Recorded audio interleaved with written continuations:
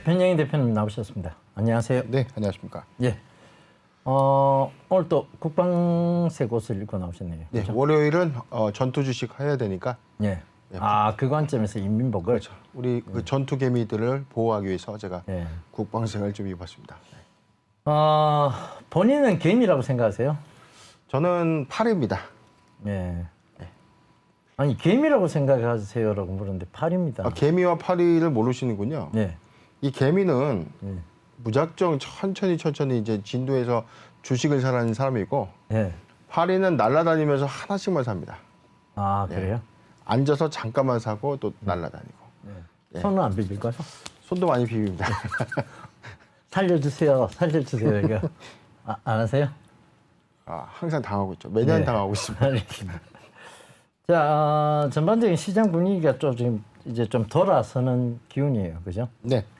근데 이걸 뭐 완전히 돌아선다고 볼 수 있을까요? 결국은 개인들 신용 잔고가 계속 높아지고 있다는 것은 하나의 뭐 악재적 요소를 품고 가고 있다는 얘기인데 이게 언제까지 계속 올라간다고 볼 수는 없는 것 같고 지금 구간에서는 글쎄요 조정과 상승을 그렇죠. 좀 반복하고 있지 않겠느냐. 사실 저는 오늘 약세장을 좀 예상했거든요. 근데 오늘 다시 강세장으로 좀 돌아서고 있는데 네. 저는 사실 이게 조금은 이해가 되지 않는 게 코로나 확산 중이란 말이에요. 그죠? 그렇죠. 근데 이게 기업의 또 임원으로 계셨기 때문에 너무나 잘 아시다시피 기업이 한 6개월까지의 어려움들은 견뎌낼 수 있습니다. 어떻게든 뭐 빚을 내든 뭐 어떻게든. 그렇습니다. 근데 이제 9개월, 10개월이 넘어가면 이제 기업이 거의 뭐 도산 위기까지 갈 수 있는 상황인데. 그렇죠. 유보율이 높은 회사들은 버텨내는 거고. 그렇죠. 그게 감당이 안 되는 회사들은 차입 압박에 뭐 자구책을 뭐 사실 마련할 수 없는 거죠. 왜냐하면 뭐 우리가 잘 알겠지만 지수는 많이 상승을 했단 말이에요. 그렇죠. 근데 시중에서 상장법인들이 자금을 유치하는 게 작년 그 재작년보다도 이 투자 유치가 더 어렵습니다. 그렇죠. 그러니까 주가가 원래 많이 올라가고 상승하면 투자 유치가 좀 더 쉬운 부분이 있는데 오히려 투자 유치가 조금 더 어렵다는 측면에서는 투자 유치가 좀 어렵다 이렇게 보는 거죠. 네. 그러니까 이게 투자 유치도 어려운데 회사는 지금 뭐 어찌됐든 코로나 사태로 인해서 재무적 압박을 받고 이러면 그렇습니다. 굉장히 어려운 상황이 펼쳐질 수 있다라고 보여집니다. 그럼에도 불구하고 주식들은 굉장히 좋은 모습을 보이고 있다. 네. 굉장히 이제 여행주도 그렇고 항공주도 그렇고 굉장히 선방하고 있는 것 같아요. 제가 봤을 때 너무 선방하고 있는 거 아니냐. 진짜 회사는 국려지채까지 지금 내놔야 될 상황에서 주가는 버티고 있다. 항공주와 여행주는요. 예. 제가 이쪽 분야는 조금 더 디테일하게 좀 잘 아는 분야이긴 한데 아마 이제 9월이 변곡점일 겁니다. 9월 달에는 이 저가항공사들 그러니까 과도한 리스 운용을 했던 비행기를 또 반납해야 되는 그런 상황이 좀 놓여 있고 그다음에 지금 뭐 무작정 무급이라는 게 기약이 없는 무급 휴가라는 건 없거든요. 그럼 일정 기간이 지나면 또 순환근무도 가져야 됩니다. 그럼 즉 3분기부터는 이제 코스트가 증가되는 효과가 나올 텐데 그럼 이제 저가 항공사들은 오히려 더 어떻게 견디겠느냐. 물론 이제 대형 항공사들은 이 여객기를 화물로 많이 돌렸다는 거죠. 이게 중형 여객기는 화물 운송이 가능합니다. 근데 저가형은 우리가 알다시피 뭐 만석이 한 180석, 170석 되는 이 만석의 비행기는 화물을 그렇게 이제 실을 수 있는 공간이 없는 거죠. 그런 관점에서는 저가 항공은 9월 이후가 좀 어떤 변곡점이 돼서 조금 더 어렵다. 그럼 여기서 다시 파생이 되는 겁니다. 이제 해외에 여행 관련된 여행사들은 이제 매출이 거의 없는 거예요. 지금 제주도 특수가 있다고 하는데 우리가 이제 코로나가 사실은 3월보다 지금이 오히려 더 위험하다라는 전문가들의 의견이 많지 않습니까? 그렇죠. 그런 과정에서 이제 하반기, 특히 이제 또 여름 특수가 또 지났단 말이에요. 그런 과정에서 여행주, 항공사들의 어떤 이 실적이 더 9월부터는 안 좋아지는 것 아니냐. 이렇게 저는 보고 있습니다. 맞습니다. 일단 뭐 더 걱정스러운 상황이 계속 이어지고 있는 것은 분명합니다. 그 관점에서 적어도 이 내외 경제를 시청하고 계시는 시청자분들께서는 항상 현금 확보를 좀 해두시고 그 현금 확보를 해둔 걸 가지고 다시 저가 매수에 동참할 수 있는 그런 약간은 조금 여유로운 투자 매매를 꼭 좀 진행하셨으면 하는 바람을 전달해 드리겠습니다.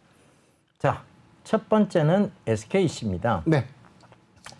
오늘 8.29%가 올라요. 그렇죠. 예, 저번에 이제 SK 바이오랜드 그렇죠. 이 인수에 대해서 이제 매각. 얘기를 그렇죠. 매각에 대한 부분들 SK 바이오랜드를 매각해서 그렇죠. 그렇죠. 이제 현대 HCN에서 일단 그걸 그렇죠. 인수를 이제, 했습니다. 예, 인수를 그러니까 이제 인수자는 현대 HCN이고 그렇죠. 인수 당하는 쪽은 SKC. 그렇죠. 예. SK 바이오랜드가 인수 기업이고 어찌 됐든 SKC의 자회사라고 볼 수 있습니다. 맞습니다. 예. 자, 요거 간략하게 이렇게 정리를 해드렸는데 네. 다시 한번 짚어주시죠. 예. SKC 같은 경우에는 지난 18일이었습니다. 자, SKC가 최대 주주로 보유하고 있던 SK 바이오랜드에 대해서 8월 18일입니다. 잠깐 공시를 좀 보고 가도록 하죠. 자, 8월 18일에 SK 바이오랜드의 주식회사 이 419만 주, 전체 지분율의 29% 정도 되는데요. 27.9%죠. 예. 27.9% 전부를 현대백화점 그룹 계열사인 현대 HCN에 매각하기로 결정을 했습니다. 이때 우리가 이제 분석을 해드린 내용은 자, SKC, 즉 SK그룹의 움직임입니다. 지금 SKC가 SKC 솔믹스라는 코스닥 회사, 즉 2차 전지 소재 관련 기업을 자진 상장 폐지시켜서 100% 자회사를 편입하는 그런 움직임을 지금 펼치고 있고, 그리고 SK 바이오랜드를 현대 백화점 그룹에 매각함으로써 어떤 사업의 어떤 방향성을 좀 확정하는, 즉 비즈니스 모델을 확정했다. 이런 게 중론인데, 지금 SKC는 반도체 장비, 그 다음에 2차 전지에 관련된 소재 매출에 이제 주력하겠다라는 이 비즈니스 플랜을 지금 발표를 한 겁니다. 근데 지금 SKC가 이제 그 뒤로 나서 우리가 SK 바이오랜드의 매각이 과연 어느 쪽에 더 유리한가라는 어떤 부분으로 말씀 한번 드렸었는데, 예. 일단 SK 바이오랜드는 국내 1위의 천연 원료 화장품 회사입니다. 그렇죠. 근데 이제 SK 바이오랜드 입장에서는 SK 그룹의 최근 바이오 상장 이슈, 그 다음에 어떤 그 바이오 모멘텀이 지속될 때마다 SK 바이오랜드가 같이 영향을 좀 받았던 그런 이슈가 좀 있었거든요. 근데 이게 현대백화점 그룹에 매각되는 것이 과연 SK 바이오랜드 입장에서 좋은 건지, SKC 입장에서는 좋은 건지, 그런 이해관계에 대해서 분석을 해드렸고, SKC는 매각 차익이 한 1,204억 정도, 1,205억 정도를 이제 확보를 했는데, 이 자금을 반도체 그리고 2차 전지 소재 관련 사업에 집중 투자를 하겠다라는 로드맵을 또 발표를 했고요. 현대백화점 그룹은 우리가 잘 알고 있는 것처럼 이 현대 홈쇼핑을 또 갖고 있죠. 예. 그다음에 백화점이라는 오프라인 매장을, 든든한 매장을 갖고 있습니다. 예. 그럼 제조와 유통과 판매 또는 판매 전략까지 수립하는 거의 이제 원스톱으로 화장품 사업을 진출할 수 있는 어떤 기회를 그렇죠. 확보한 거죠. 예. 그런 관점에서는 현대백화점 그룹과 SKC의 양사간 시너지가 있다. 예. 그런 관점에서 말씀을 드렸고, 그 발표가 난 이후에 SKC가 최근에 뭐 좋은 흐름이 있는데, 이거는 오늘 발표된 SK그룹의 SKC 이제 어떤 그 로드맵입니다. 예. 아까 말씀드렸던 2차 전지의 집중 투자 계획 발표. 이 부분과 연관이 있다. 이에 따른 기대감으로 오늘 좋은 흐름을 좀 나타내고 있는데, 그럼 SK 바이오랜드는 좀 어떨까요? 앵커님. 질문이 많이 그렇게 들어오고 있어요. SK 바이오랜드 주주 입장에서는 예. SK의 어떤 바이오 모멘텀에서는 좀 제외가 되는 분위기. 그렇죠. 그리고 이제 상호가 바뀔 거란 말이죠. 예. 현대그룹으로 갔으면 SK 바이오랜드라는 그 명칭을 좀 바뀔 것 같은데. 예. 원래 이 회사가 바이오랜드라는 회사였어요. 네네. SK 인수되면서 이제 피인수되면서 SK 바이오랜드로 이제 사명이 바뀌었고, 이번에 이제 SK 바이오랜드에서 또 사명이 또 바뀌겠죠. 그러니까 그렇죠. 이제 결과적으로 그런 뭐 사명이 자주 바뀐다고 해서 위험한 기업이 아니라 화장품 원료를 만들고 있는 회사인데다가 어찌됐든 현대하고의 시너지 효과 네. 이런 부분들을 감안해 보면 그러니까 저희가 그때도 말씀드리기를 마진 스프레드가 좋아지는 거잖아요. 네. 그죠? 그런 관점에서 보면 장기적인 성장세는 가지고 있는데 네. 그전에 너무 많이 올랐어요. 그러다 보니까 이제 소문에 사서 뉴스에 판다고. 그래서 이제 아마 많이들 최근에 매도하시면서 주가는 조금 조정이 들어왔습니다. 그런데 네. 이 장기적인 관점에서 보면 화장품 원료회사가 지금 나쁠 이유가 있느냐에 대한 얘기죠. 네. 그다음 더군다나 마진 스프레드는 그러니까 이런 부분이 굉장히 좋아진다는 관점에서 보면 기업의 실적 개선이 명확해 보이는 부분이고 그 실적 개선이 된다는 것은 주가에도 긍정적인 신호가 잡히는 것이다. 네. 이렇게 좀 정리를 해드릴게요. 네. 예, 알겠습니다. 자, 다음은요. 첨보입니다. 네. 2차 전지 회사라고 봐야 되겠죠. 그렇죠. 소재 회사라고 봐야 되는데 그때 소개하신 이후로 좀 많이 올랐어요. 예, 오늘도 사실 신고가입니다. 예, 아까 15만 원대를 한번 터치하고 좀 밀려 있는 것 같았는데 첨보는 7월 30날이었죠. 기타 경영상 통해서 한 발표를 했었는데요. 자, 이 회사가 전기차 배터리용 이 전해액 첨가제 공급을 위해서 1,500억 원의 투자 계획을 발표를 했습니다. 1차 투자는 내년 4월 30날 준공 목표로 해서 310억의 투자금을 발표했고 그다음에 1,200억은 내년 5월에 착공 들어가서 2023년도 12월 말 연말에 착공 완료 목표로 1,200억이라는 막대한 자금을 투자를 했는데 이 회사가 증설 캐파가 이제 6,000톤으로 늘어나는 겁니다. 그렇죠. 현재 500톤이에요. 그러면은 뭐 한 8배인가요? 아니죠. 한 12배 정도. 12배 정도 되네요. 12배 시설 캐파라는 거는 자, 이게 실적이라고 봐야 되는 겁니다. 그래서 이제 저희가 이제 중장기적 관점에서 첨보의 흐름이 좋다라고 좀 말씀드렸는데 어떤 부분이냐면 첨보가 1,500억 원에 대한 실탄을 이 시설 투자를 결정했을 때는 그냥 앞날을 보고 투자한 게 아니라는 겁니다. 예. 즉 고객사의 어떤 발표, 고객사의 어떤 매출 비중에 따라서 같이 투자가 들어가는 거죠. 그런 개념에서 양산 그리고 이제 시판 같이 이어지는 겁니다. 그럼 즉 수주에 대한 논의를 전제 조건으로 해서 같이 투자를 했다는 건데 이런 관점에서는 이제 첨보가 조정시 매수 관점으로 저희가 말씀을 좀 드렸고 중기적 그리고 2023년도까지 장기적인데 일단은 올해 연말에 어떤 가시화된 실적은 예상하기는 좀 어려운 상황인데 이제 내년 반기죠. 4월 30날 이후에 초도 물량이 좀 나오는 시점. 내년 반기부터 내년 연말 그리고 2021년도, 22년도, 23년도 그러니까 해마다 매출에 대한 증가폭은 예상이 되는 그런 상황들을 공시를 통해서 이제 확인할 수 있습니다. 첨보가 오늘도 좀 많은 상승이 좀 있었는데 자 이런 흐름을 우리가 좀 계속 지켜봐야 되는 건 맞는 판단이겠죠. 그렇죠. 일단은 뭐 지금은 첨보에 대한 기대감 그리고 뭐 어찌됐든 이 정도 증설이면 이제 마켓 시야가 굉장히 커지는 거잖아요. 네네. 그러니까 그 관점에서 보면 글쎄요 나빠질 이유가 있을까 싶습니다. 그만큼 실적 개선은 더욱더 폭발적으로 증가할 것이고 네. 그 미래의 가치를 보고 투자했는 게 아니고 이미 매출처를 어느 정도 확보했기 때문에 투자했는 부분이라고 네네. 봐야 되니까 더더욱이 담보되어진 매출이라면 겁날 게 있을까요? 뭐 우리가 예를 들어 이 회사가 큰 리스크 없다면 그 뭐 대외 변수적 요인, 네. 뭐 내생 변수적 요인 이런 게 없다라면 결과적으로 회사는 그 증설을 통한 부분들의 이익을 당장 이제 내년부터는 맛볼 수 있을 것이고. 네. 그렇다면 장기적인 관점에서는 회사는 굉장히 좋아진다고 봐야 될 것 같아요. 근데 지금 관점에서 뭐 예를 들면 시장이 완전 무너질 것이다라고 보면 네. 지금이라도 팔고 다시 저점을 노려야 되는 생각들을 굳혀야 되겠죠. 근데 네. 지금 시장이 그렇게 뭐 호락호락하게 뒤집어질 장은 아닌 듯 보입니다. 그렇죠. 네, 그래서 그 부분을 참고하셔서 잘 들고 가신다면 충분히 수익이 나오지 않겠느냐 그렇게 네. 좀 말씀을 드릴게요. 네. 이렇게 정리를 좀 하면 되겠습니까? 네. 그러시죠. 예, 알겠습니다. 자, 다음 종목. 일단 넘어가기 전에, 뭐, 일단은, 저희가 이제 다뤘던 종목 중에서 이제 급등이 좀 나오는 종목들은 저희가 S를 통해서 계속 지금 말씀을 드리고 있습니다. 네네. 그러니까, 그거 잘 참고하시면서 매매 대응 전략 세우시면 되겠습니다. 자, 다음은 크리스탈입니다. 네.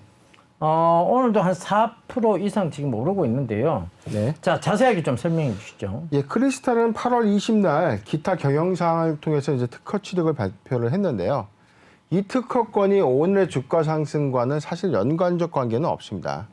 근데 오늘 어떤 이슈 때문에 크리스탈이 또 신고가 갱신을 했냐면, 크리스탈이 이제 자회사를 갖고 있는 크리스탈지 노믹스가 간암 치료제 개발, 아이발티노스타트가 미국 식품의약처로부터 희귀 의약품으로 이제 지정받았다는 이슈가 오늘 발표가 되면서 오늘 단기 저점을 또 돌파를 하면서 오늘 신고가를 수립하고 다시 지금 살짝 또 조정을 좀 받고 있는데, 크리스탈은 우리가 전부터 갖고 있던 이 회사가 갖고 있는 어떤 파이프라인이 코로나19 카모스타트라는 코로나19 치료제에 관련된 이슈보다는 다른 췌장암이라든가 이제 섬유증 관련된 어떤 우리가 이제 치료제 각각의 파이프라인이 크리스탈이 좀 장점적으로 갖고 있는 임상 파이프라인들이 좀 많기 때문에 그런 관점에서는 우리가 크리스탈을 좀 중장기적 관점으로 좀 지켜보는 것도 나쁘지 않다라고 좀 언급을 해드렸고, 이 종목도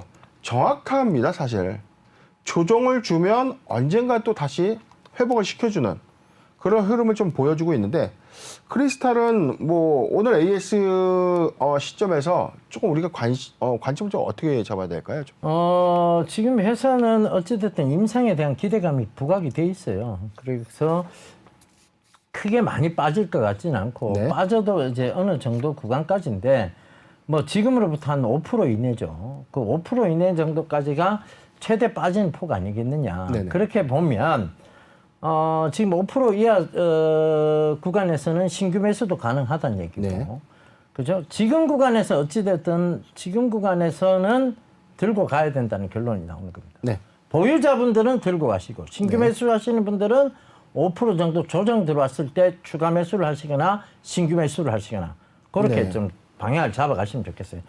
결과적으로 보면 시장은 지금 임상에 대한 기대감, 그렇죠. 이것으로, 그리고 수출 판매에 대한 기대감, 기술 수출 판매에 대한 기대감으로 시장의 매수세가 많이, 특히 제약바이오 쪽으로 많이 몰리고 있는데, 이것은 네. 어찌 보면 당연한 현실입니다. 왜? 주식시장은 미래의 꿈을 먹고 사는 것이니까요. 네. 그죠? 그 관점에서 생각해 주시면 감사하겠습니다. 자, 다른 하실 말씀 있으세요? 예, 저도 중장기적 관점에서는 저도 지속적으로 AS를 한번 더 하도록 하겠습니다. 예, 알겠습니다. 감사합니다. 자, 지금 시장은 완연한 조금 회복세라고 봐야 되겠습니까? 오늘은 좀 그래도 많이 올라주고 있는데요. 네. 예. 시장 전반적인 분위기는 크게 나쁘진 않은 것 같아요. 일단은 지금 코로나 사태가 확산되고 있음에도 불구하고 시장에 대한 기대감 더 부각이 좀 많이 되고 있는 것 같아요. 근데 우리가 저는 이 지수에 좀 약간 착시적 효과가 좀 있다라고 보는 게, 예. 우리가 좀 개별주 종목들을 보면 상승폭이 그렇게 많지가 않습니다, 오히려.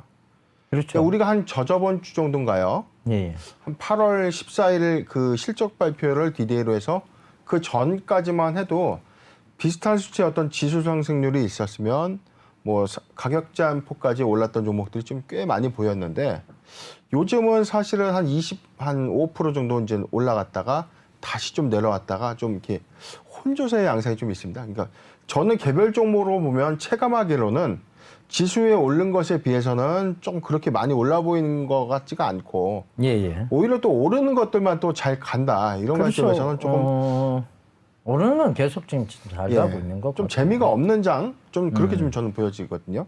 그러니까 저점이라고 투자했는 종목군들은 오히려 더 빠지고 있기 때문에. 그렇습니다. 사실 그 부분에 대해서 이게 수익률이 지금 최근에 와서 월등히 수익률이 좋다라고 말을 할 수 있는 것들은 크게 많이 없습니다. 그렇죠. 그런 점들을 좀 참고해 보셔야 될 것 같고. 자, 루마 진실의 시장 이어가 보죠. 첫 번째는 유니슨입니다. 네. 대표적인 풍력 관련주라고 불리고 그렇죠. 있죠. 예. 윈드밀을 제조하고 있고, 네. 풍력 타워 쪽에 윈드밀 이걸 제조하는 회사인데, 자, 유닛은 오늘 23% 가까이 오르고 있습니다. 이것은 어찌됐든 그린 뉴딜 정책의 수혜주로 지금 분류가 되고 있는 상황이라서 뭐 자세한 공시 내용은 변영희 대표님께서 좀 얘기를 해주시죠. 언론에서는 이 풍력 테마가 오늘 좀 잘 가는 것 아니냐라는데 이 착시거든요. 예. 자, 답은 공시에 나와 있습니다. 자, 8월 21일자 최대 주주 변경을 수반하는 주식 양수도 계약 체결입니다. 잠깐 공시를 좀 볼까요? 이 회사는요, 일본계 자금이 최대 주주로 갖고 있던 일본 회사였던 거죠. 예. 자, 유니슨의 기존 최대 주주는 도시바 코퍼레이션입니다. 우리가 흔히 알고 있는 도시바가 유니슨의 최대 주주였는데 8월 21일자 최대 주주 변경을 수반하는 주식 양수도, 즉 M&A 계약을 체결한 겁니다. 자, 양수인은 주식회사 아네모인데 예. 이 아네모이 하면 또 일본식 어감 아닙니까? 그렇죠. 근데 이 아네모이가 이 일본계 회사가 아니라 우리 국내 자본입니다. 이 아네모이의 이 사모펀드 자금이 이제 FI로 이제 참여를 했는데요. BTS 제1호 사모 투자 합자 회사가 설립한 투자 목적 회사가 이 아네모이를 비클로 인수를 하는 구도입니다. 예. 근데 이 투자 합자 회사가요, 이 삼천리 자산 운용이 조성한 신재생 에너지 펀드인데 여기에 이 펀드 자금은 연기금이랑 신한캐피탈이 대부분의 주주로 있는 회사입니다. 그러니까 즉 연기금과 신한캐피탈이 출자해서 만든 사모펀드 회사를 아네모이라는 비익을 통해서 이제 인수 발표를 한 거고, 이 기대감 때문에 오늘 이제 급등이 나왔던 건데 양수도 대금은요 198억 원입니다. 예. 그래서 계약 체결일은 8월 21일. 그다음에 총 양수도 대금은 198억. 그다음에 대금 일정 및 조건은 8월 24일 날 양수도 대금을 한 번에 이제 지급하는, 즉 계약금 구도가 아니고요. 8월 24일에 원스톱 계약이죠. 예.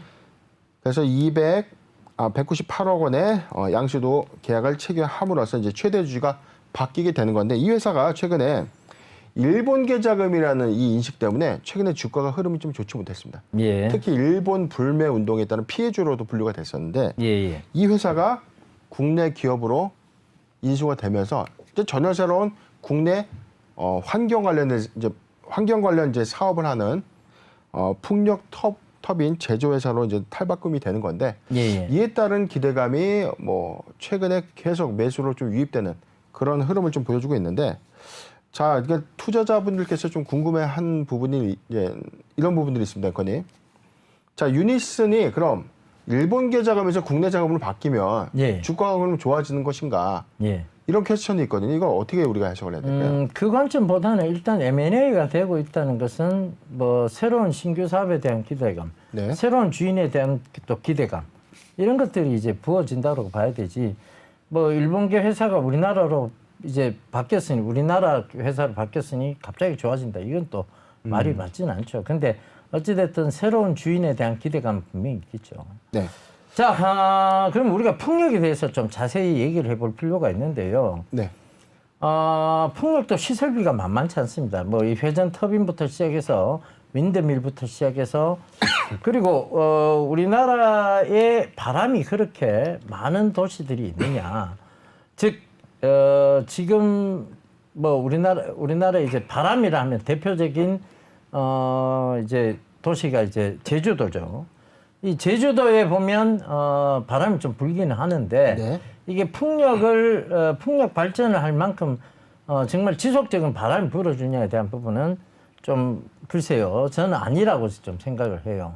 그래서 사실 풍력주가 올라가는 것에 대해서는 뭐 최근에 이제 정책적 기대감에 대한 부분들이 분명히 반영은 되겠습니다만은 그것이 이제 뭐 올라간다고 해서 진짜 실적으로 이어질지는 다시 한번 좀 깊이 있게 생각해 봐야 될 부분 아닙니다. 네.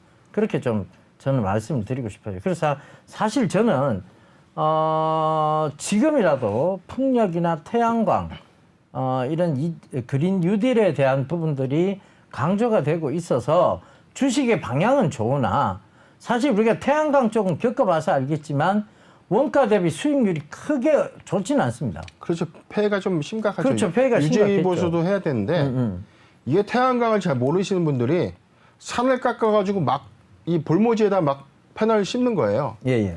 근데 이게 전문적으로 들어가면 어떤 거냐면 패널은 우리나라에 좀 적합하지 않다. 특히 미세먼지가 끼면 예. 이걸 꾸준히 이 패널 관리를 좀 해줘야 되는데 이게 뭐 현실적으로는 이제 어려운 거죠. 그러니까 시설은 많이 설치를 했는데 유지보수 관리가 쉽지가 않기 때문에 많이 방치가 된 태양광 패널들이 꽤 많거든요. 예, 예. 이런 관점에서는 태양광은 좀 실패한 정책이 아닌가 저는 그렇게 좀 보여지는데. 그러니까 이게 신재생 에너지가 투자 대비 효율성이 떨어지는 건 정확해요. 네. 그죠? 투자 대비 효율성이 떨어지는데 굳이 지금 투자 대비 효율성이 떨어지는 쪽에 어떤 집중하는 것보다는 저는 한전 KPS는 한전 기술처럼 네. 우리가 탈원전은 선언했지만 네. 지금 최근에 원전 수출에 대한 얘기들이 나오고 있어서 고백 즉 돌아가야 되는 거 아니냐는 얘기예요. 네. 왜냐하면 투자 대비 효율성이 어찌됐든 가장 높은 것은 전기 발전으로 가장 높은 것은 결국은 태양도 아니고 풍력도 아니고 수력, 조력 뭐 이런 거 다 아닙니다. 결국은 원자력 전기 이쪽이 훨씬 더 투자 대비 효율성이 높다는 거죠. 네. 그 관점에 가보면 글쎄요, 뭐 지금 정권에서 뭐 예를 들면 지금 문재인 대통령께서 집권하고 있는 시절에 네. 이게 이제 기대감이 부각이 됐지만 안 좋다고 해서 이제 벗어날 건 아닌 것 같고 이제 차후에 어떤 분들이 대선에 출마하셔서 당선될지 모르겠지만 이 탈원전 정책은 한 번쯤 수정을 거치지 않겠나 저는 그렇게 보거든요. 네. 예, 그 관점에서 보면 유니슨이 지금 잘 올라오고 있다. 이것은 최근에 어떤 시인성은 맞으니까 익절가는 좀 잘 잡고 가시면서 대응하시면 될 것 같고 저는 신규 접근은 반대 의견을 드리고 싶습니다. 네. 예, 이렇게 좀 얘기하면 정리가 될까요? 네. 예, 알겠습니다. 자, 다음은 다음 테라사이언스입니까? 네. 테라사이언스입니다. 이게 테라사이언스와 매직 마이크로를 오늘 같이 좀 비교를 해야 되는 이슈인데요. 먼저 좀 공시를 먼저 볼게요. 자, 8월 21일자 주요 사항 보고서입니다. 자, 주요 사항 보고서 제목은요. 자, 전환사채권 양도 결정입니다. 즉, 테라사이언스가 보유하고 있는 이 상장법인의 전환사채권을 매각하는 어떤 결정을 한 건데요. 잠깐 보시겠습니다. 예. 자, 4회차고요. 무기명시 이건무 사모 전환사채입니다. 자, 사채권 발행회사는 매직 마이크로입니다. 즉, 테라사이언스가 매직 마이크로의 사채, 4회차 전환사채를 55억 정도로 보유를 하고 있었는데 이를 이제 매각하겠다는 겁니다. 자, 양도 금액은 57억 7,500만 원. 2억 7,500만 원의 콜 프리미엄이 있네요. 근데 저는 오늘 제가 사실 이 종목을 소개해드린 이유는 다름이 아니라 양도 결정을 했는데 조금 아이러니합니다. 왜냐하면 전환가보다 현재 주가가 낮습니다. 아, 예, 예. 예. 조금 그럼에도 불구하고 콜 프리미엄 2억 7,500만 원을 준다. 그래서 좀 의구심이 있었는데, 자, 거래 상대방은 주식회사 엑스타임 홀딩스라고 되어 있고요. 예, 예. 이 회사는 자본금 2억 원의 공연기획 전시 사업을 한다라고 이제 되어 있습니다. 즉 저희가 이제 비이클이죠. 예.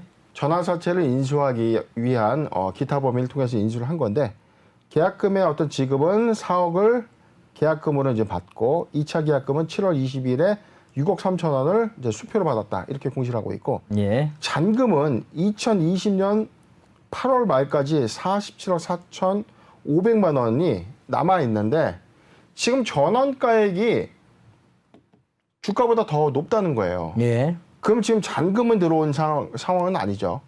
즉, 이 회사의 어떤 거래 패턴이 그럼 계약금과 2차 계약금을 받고 전환사채가 만약에 넘어갔다면 조금은 리스크한 그런 상황이 좀 놓여있다 이렇게 보고 그게 아니고 사채권이 넘어가지 않았다면 저는 이게 매입하는 사람 입장에서 이걸 손해를 보면서 전환사채를 매입할 이유가 좀 있을까요?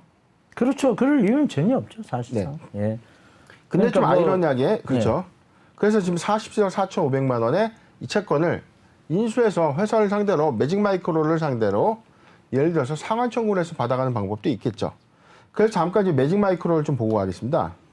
매직 마이크로의 내용을 보면 최근에 전환 청구권 행사가 좀 있었습니다. 잠깐 여기 나와 있지는 않은데요. 올해 이제 4회차 전환가액 조정 먼저 볼게요. 자, 784원짜리가 이제 520원에 1차 조정은 했고요. 그 뒤로 현재 전환 청구는 없었는데 이 회사는 최근에 경영권 분쟁 소송이 있습니다. 그리고 7월 30일 전환 사채권 4회차 전환 청구가 있었습니다. 자, 금액은 6억인데 이 6억 원이 아까 테라사이언스에서 1차 계약금으로 지급한 6억 원과 동일해 보인다. 예, 동일해. 이런 보인다. 관점에서는 약간 어떤 좀 냄새가 좀 난다. 이렇게 좀 볼 수 있고 이 회사는 경영권 분쟁 소송이라는 거죠.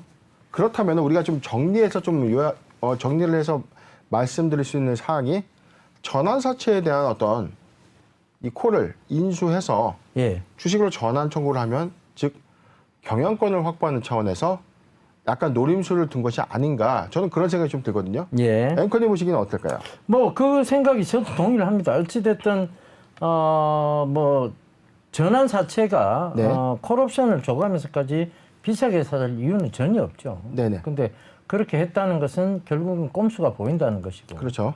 그 꼼수를 좀 살펴본다면 지금 주가보다는 훨씬 더 앞으로 나아질 것이다. 라고 지금 예측이 될 수 있잖아요. 근데 지금 전환가보다 낮은 금액으로 전환 청구를 했다는 게 저는 좀 약간 미지수인데 예. 일단 지분 방어를 해서 회사를 지켜놓고 할 것인가인데 사실은 이 매직마이크로의 현재 분위기가 장내에서 대주주가 어떤 지분 경쟁을 할 만한 그런 어떤 주식을 인수할 여력은 좀 없어 보입니다. 그렇죠. 그런 관점에서 테라사이언스의 전환사채권을 인수한 이 인수 당사자가 일종의 흑기사의 어떤 역할을 한 것이 아닌가 이런 해석도 좀 되는데 저는 단기적 관점에서는 매직마이크로의 신규 매수를 좀 접근하는 게 조금 부적절하다 이렇게 좀 보여지고요. 테라사이언스의 경우에는 이 회사가 어찌됐던 이 우발성은 아니지만 전환 메리트가 없는 전환사채권을 그래도 콜 프리미엄 일부를 바꿔서라도 매각을 했다는 거는 테라사이언스 입장에서는 뭐 잘한 결정이 아닌가 이렇게 좀 전 정리가 됩니다. 예, 알겠습니다. 뭐 일단은 뭐 지금 상황에서의 어떤 그런 부분들은 건전하게 보고 네. 옆으로 이렇게 제껴서 봐도 결국은 꼼수는 조금 보이는 네. 그런 상황입니다. 그래서 잘 참고하셔서 매매 대응하시면 되겠습니다. 자, 다음은 계룡건설입니다. 네. 오랜만에 이 계룡산에 전기를 받은 건설, 계룡건설을 보게 되네요. 자, 뭐 어떤 이슈가 좀 있습니까? 예, 이 회사는 이제 과거에 담합 의혹 때문에요. 예. 18개월 동안 국내에서 이루어지는 관급 공사에 대해서는 이 입찰 제한 조치가 이제 떨어졌습니다. 이 거래 중단 금액이 1조 75억 정도로 이제 추산이 됐었는데 예. 이게 이제 회사에서는 입찰에 대한 문제가 없다라는 예. 주장을 했는데 잠깐 좀 공시를 보도록 하겠습니다. 자, 회사는 기타 경영상 자율공시를 통해서요. 내용 하나를 발표했습니다. 공기업 준정부기관 국가를 당사자로 하는 계약에 입찰 참가 제한 처분에 대해서 일시 집행정지 결정을 내렸다. 이게 뭐냐면요. 관급, 즉 국가 또는 이제 공기업에서 발주하는 이 공사에 대해서 입찰을 하지 못하도록 내린 결정에 대해서 법원이 이런 집행을 일시적으로 좀 정지했다라는 건 가처분을 인용했다는 겁니다. 우리가 지난 시간에 메디톡스의 사례를 한번 말씀드렸습니다. 식약처의 어떤 시판 허가 취소에 대한 가처분을 이 대전고등법원이 일단은 법리적으로 좀 다퉈보자라는 취지로 인용하는 게 이제 가처분인데 이것도 마찬가지입니다. LH에서 입찰 참가 제한 처분에 대해서 일시 집행정지를 내렸다. 근데 이거는 우리가 어떻게 해석을 해야 되느냐? 앵커님, 우리가 이제 이런 거지 않습니까? 가처분이라는 거는 예. 원래 결정을 부인하는 게 아닙니다. 그렇죠. 예. 그렇죠. 담합에 대한 어떤 명확한 처분, 공정위의 어떤 결정, 내지는 이제 과징금 부과까지는 아직 결정은 안 됐는데 시간이 좀 걸리는 사건이에요. 그런데 그걸 이제 시간을 끌기 위해서도 이런 조치를 하는 거죠. 네네. 사실은. 예. 그러니까 가처분이라는 것 자체가 법원에서 인용할 때 이것이 타당하다고 해서 내려준 결정은 아니에요. 네네. 검토해 볼 만하더라도 가처분 신청은 인용이 됩니다. 네. 그죠? 그리고 앞으로 이 다툼의 여지가 있다. 이 부분만 해도 가처분 신청은 인용이 됩니다. 네네. 그러니까 이거는 판결하고 똑같지 않음에도 불구하고 가처분 신청이 그러니까 이제 법을 잘 모르시는 분들이 흔히 하시는 얘기가 가처분 신청이 받아들여지면 이 끝났다. 그렇죠. 이겼다 이런 식으로 맞습니다. 생각하시는데 그건 아니에요 분명히. 그래서 그런 점들은 착시 현상, 즉 뭐 주식 시장에 있어서도 착시 현상이 나올 수 있는 거죠. 네. 그 관점에서 보시면 좋을 것 같아요. 네, 주요한 사항들은 여기 공시 하단에도 나와 있습니다. 자, 입찰 참가 자격 제한 처분은요. 2020년 9월 4일까지 그 효력을 정지한다. 즉 2020년 9월 5일부터는 효력이 발생이 되는 겁니다. 즉 입찰 참가 자격 제한 처분이 이어진다는 겁니다. 그러니까 9월 4일까지는 일시적으로 정지를 한다는 거고 예. 9월 5일부터는 입찰에 대한 제한을 하겠다는 의미입니다. 예. 그렇다는 건 계룡건설이 이 문구에 대한 오인 해석을 통해서 우리가 투자를 하면 큰 실패를 하는 어떤 교훈적 의미가 있죠. 왜냐하면 9월 5일부터는 관급 공사 수준을 못한다. 이렇게 좀 정리가 되기 때문에 일단 계룡건설 산업의 3분기 이후의 어떤 실적은 좀 영향을 받지 않겠는가. 예. 전 그렇게 보고 있고 지금 우리가 건설사들의 대부분 관급 공사의 비중도 꽤 크거든요. 예. 지금 계룡건설 같은 경우는 관급 공사의 어떤 그 수주 비율이 거의 50% 이상이 됩니다. 예. 왜냐면은 계룡건설 우리가 흔히 민간으로 우리가 많이 요즘 계룡 관련된 아파트들 신축하는 걸 좀 많이 보기 어렵거든요. 예. 그런 관점에서는 관급 공사의 어떤 입찰 참가 제한 조치가 9월 5일부터 다시 정상적으로 제한 처분된다는 거. 그런 점을 우리가 판단해서 계룡건설 산업은 신규 매수는 좀 금지하는 게 좋지 않겠는가? 예, 저는 그렇게 알겠습니다. 해석이 됩니다. 맞습니다. 일단은 뭐 불확실성에 굳이 투자를 할 필요는 없다 네네. 생각이 드네요. 자, 이렇게 정리를 마쳐드리도록 하겠습니다. 루머와 진실의 시장 여기까지입니다.